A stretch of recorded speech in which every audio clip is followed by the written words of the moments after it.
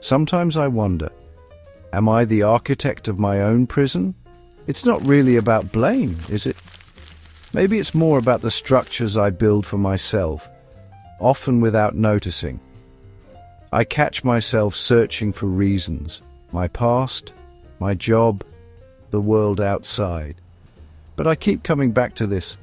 How much power do I hand over quietly every day? I let these things shape my feelings, my choices, what I think is possible. I notice myself complaining instead of moving. Sometimes I want comfort more than answers.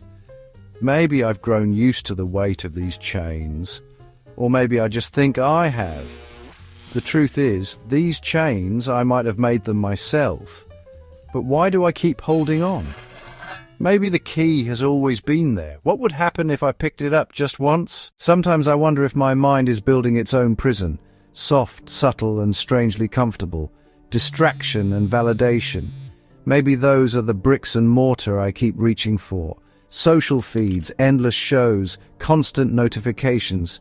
These aren't just pastimes. Sometimes I use them to avoid silence. Because in silence, I'd have to face my own fears and the potential I haven't lived up to. The noise feels safer, even if it isn't. Complaints get me sympathy and validation, and that creates a loop I don't always want to break. Why leave a system that feels so good, even if it's holding me back? My brain craves simple stories. Blaming the outside world is easier than looking inward. I'm not sure I always want to dig that deep. The walls of this prison are invisible, woven into my daily thoughts. I built them myself, almost without noticing. Maybe breaking out isn't about smashing walls. Maybe it's about slowly, intentionally rewiring how I think. Choosing responsibility over blame, again and again, until hopefully it becomes a habit. But I'm still figuring out what that really means. Maybe the real escape isn't about leaving the prison, but about learning to see the light that's always been there, waiting. There's a law I keep coming back to: radical responsibility. It feels as real as gravity, even if I sometimes wish it wasn't. I'm not responsible for every event that happens to me, but I am unavoidably responsible for how I respond. This law doesn't wait for my permission, it just is. Accepting this means turning inward over and over, realizing I control my mind and my actions. Blame and complaining start to feel hollow, almost pointless. Victimhood, I notice, is a choice, a way to give up my own power. This law doesn't guarantee happiness, but it does offer agency, if I'm willing to take it. When I own my responses, the world doesn't just happen to me, it simply happens. I get to decide what part I play, active or passive. This shift isn't easy. Sometimes I want to hold on to old stories, to avoid facing my mistakes and fears. Maybe that's just being human. Once I see this law, I can't unsee it. But what do I do with it, really? It lingers behind every excuse, every complaint, quietly asking, what will I do now? The world is still unfair, people are still difficult, luck still matters. But maybe those aren't the end of the story. Maybe they're just the beginning. My response is always the final answer, and sometimes that's enough for tonight. Sometimes I notice how living by radical responsibility quietly shifts who I am. It's not always obvious, more like a subtle undercurrent than a dramatic change. I stop seeing myself as someone things just happen to, and start seeing myself as someone who responds, at least most of the time. My language shifts. I can't because sometimes turns into I will despite, or how can I? Given that all, but not always. Old habits linger. Decisions aren't about waiting for permission anymore. They're about my own will, my resourcefulness, or at least that's what I aim for. Habits start to change. Distraction sometimes becomes engagement.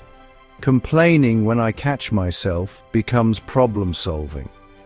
When I'm frustrated, I try to dissect the problem, control what I can and take action. But there are days when I just sit with the frustration, unsure what to do next.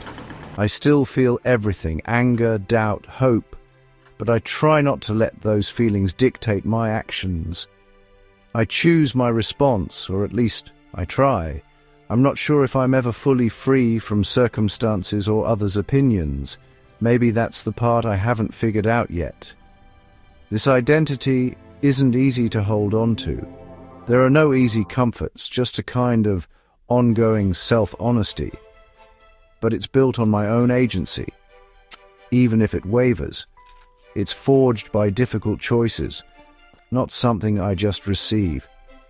Maybe the real shift is simply noticing the difference between who I was and who I'm becoming, and maybe that's enough for now. Living this way isn't just about understanding. It's something I have to practice over and over. Sometimes I wonder if I'll ever get it right.